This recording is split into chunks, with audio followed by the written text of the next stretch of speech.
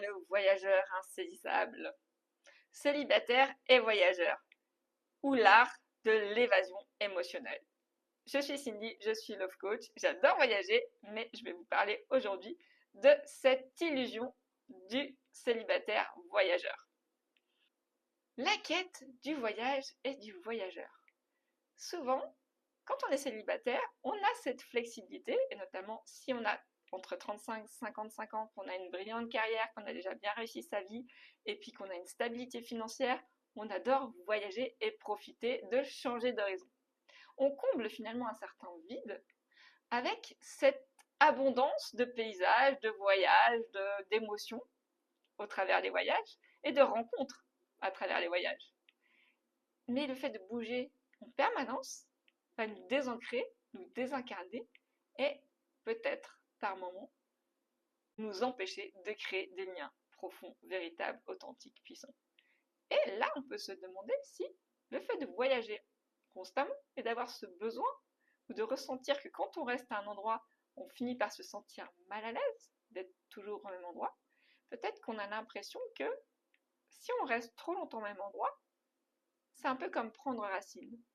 Prendre racine, ça veut dire quoi? Ça veut dire s'ancrer, ça veut dire se connecter au monde, ça veut dire se positionner dans un endroit.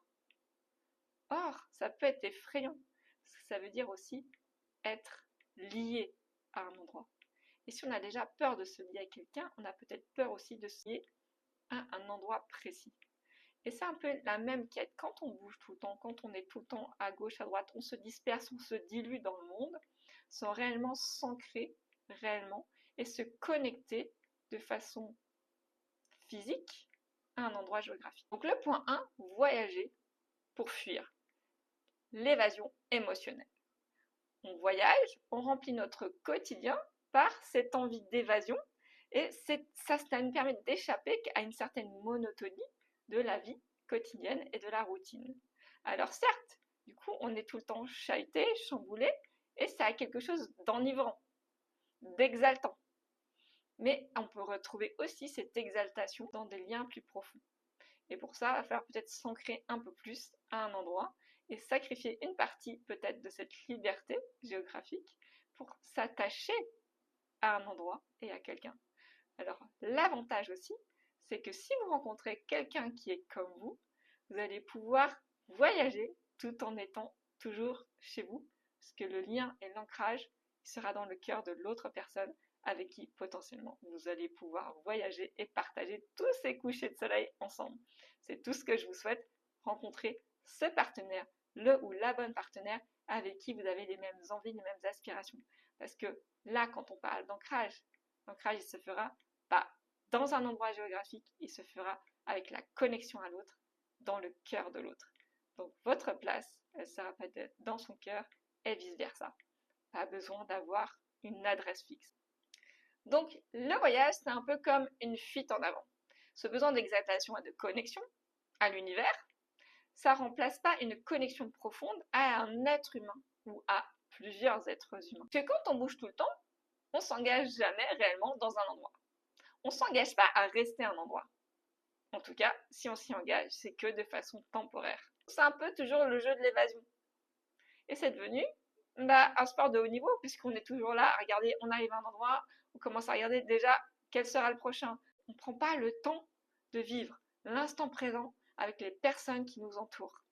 C'est ça aussi, c'est une sorte de fuite en avant, de toujours se projeter et de devoir avoir toujours des horizons en face de nous, plutôt que de vivre ici, maintenant. Ça traduit quoi? C'est le point numéro 3. Une peur de l'attachement. La peur de l'attachement, on en parle souvent, c'est quelque chose qui devient un peu banal. On a tous peur un peu de s'attacher, puisque c'est se montrer vulnérable. Se montrer vulnérable, aujourd'hui, ça fait rêver personne, parce que ça veut dire ouvrir la porte à se faire blesser, à souffrir, et personne n'a envie de souffrir. Donc chaque fois qu'on sent que potentiellement il y a peut-être des liens qui peuvent se former, qu'on peut prendre racine, comme je disais, il y a une envie irrépressible de prendre la fuite. C'est comme si, potentiellement, quand on sent qu'on se sent bien à un endroit, il va falloir qu'on sorte de notre routine pour nous remettre dans l'inconfort de la nouveauté. C'est une fuite en avant. Et c'est une sorte d'angoisse qu'on ressent quand on commence à sentir qu'on est dans une routine ou dans quelque chose qui devient banal, ça devient presque angoissant. D'où cette volonté de ne jamais s'attacher à un endroit ou à quelqu'un. L'ironie en fait dans cette quête de nouveaux défis, de challenge en permanence, c'est qu'on cherche en permanence de nouveaux challenges, de nouveaux horizons, de nouvelles aventures loin avec le voyage par exemple.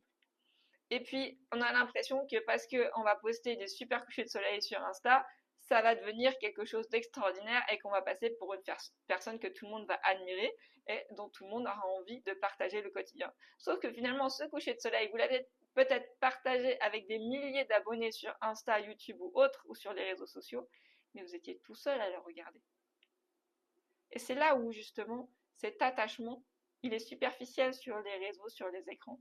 C'est que cette quantité de connexion ne remplacera jamais la qualité d'un lien que vous pourriez avoir avec une personne qui était là à côté de vous lors de ce coucher de soleil.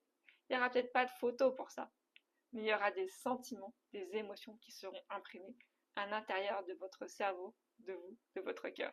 En tout cas, c'est tout ce que je vous souhaite, c'est de rencontrer une personne avec qui vous allez pouvoir vivre ces fantastiques moments de voyage, de partage ensemble, et d'avoir cette connexion réelle à deux. C'était Cindy, Love Coach, à très bientôt. Ciao.